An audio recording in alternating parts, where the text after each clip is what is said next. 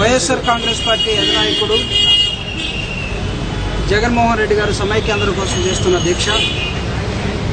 దీని తర్వాత రాష్ట్ర వ్యాప్తంగా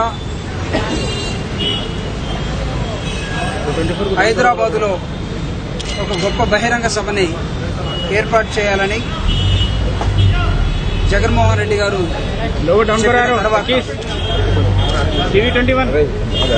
ఈ నెల 19వ తేదీ లాల్ బహదూర్ స్టేడియంలో మా బహిరంగ సభ ఉండబోతుంది.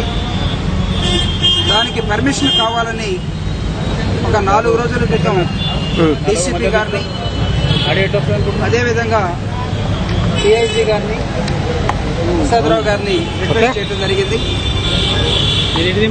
ఆ తర్వాత ఈరోజు కమిషనర్ గారిని మాకు పర్మిషన్ కావాలి, పోలీస్ పర్మిషన్, గ్రౌండ్ క్లియరెన్స్ తీసుకున్నాం శాప్ వాళ్ళతోటి. ఆ సందర్భంగా ఆయనకు ఒక రిప్రజెంటేషన్ ఇచ్చి పర్మిషన్ ఇవ్వమని అడిగితే ఒక 2-3 రోజుల్లో మేము ఏ విషయం చెప్తాం మాట్లాడుకొని, ఏదో దసరా పండుగ ఉన్నది, తర్వాత లా అండ్ ఆర్డర్ సిచ్యువేషన్ ఉన్నది, బక్రీదు, వీటన్నిటి దృష్ట్యా ఖచ్చితంగా మేము రేషనల్గానే థింక్ చేస్తాం. గతంలో ఉద్యోగస్తులకి ఇవ్వటం జరిగింది, తర్వాత టీఆర్ఎస్ తరపునటువంటి జాక్ నాయకులు అడిగినప్పుడు ఇవ్వడం జరిగింది.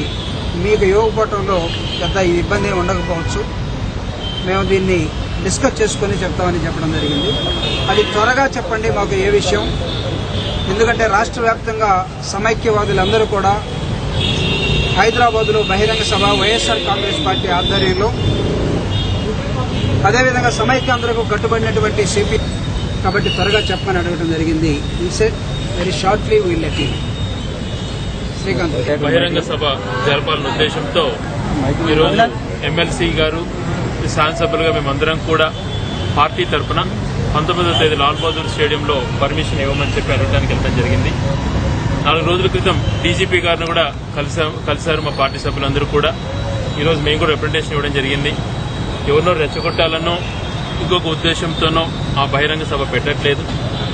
జగన్మోహన్ రెడ్డి గారికి హైదరాబాద్లోనే ఉండేందుకు కోర్టు ఆదేశాలు ఉన్నాయి కాబట్టి సమైక్యవాదులందరూ కూడా రావడానికి హైదరాబాద్ పట్టణం అనుకూలంగా ఉంటుంది కాబట్టి ఇక్కడ మీటింగ్ జరగడం జరిగింది.